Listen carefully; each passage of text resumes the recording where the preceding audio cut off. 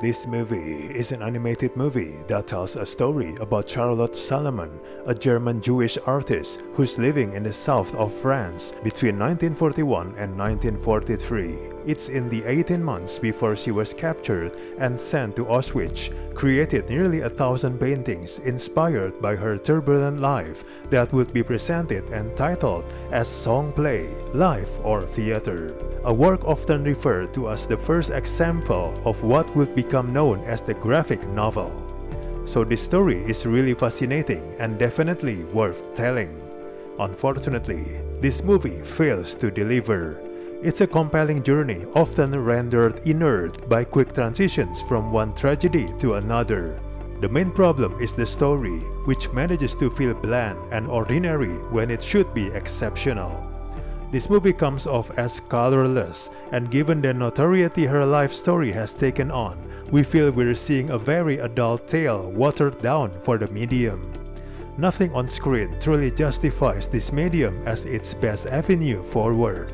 While not all Holocaust sagas are created equal, an uncensored, grim realities and all treatment of her life would certainly be novel enough to warrant the telling. Unfortunately, that's a case this movie never makes. At every turn, this movie feels inert, unambitious, and ill-conceived. Some events are rushed, others feel as if they have been whitewashed.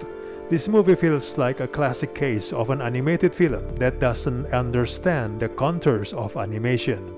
It would be a different story had the filmmakers based their style upon hers rather than simple cel animation with copious drop shadows providing depth.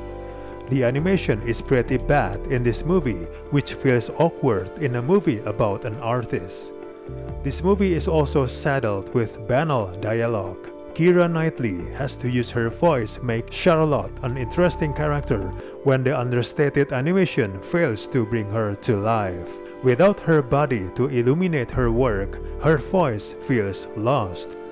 It's hard to lay the blame for this at the feet of the actors, who feel directed to recite their lines in tones of diffident properness, spouting off incredibly trite dialogue.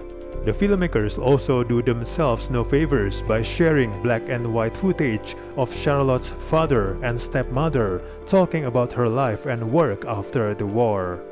That little documentary at the end is so captivating and crucial to the whole, you can't help but feel really disappointed with the movie. Overall, we do not recommend this movie at all.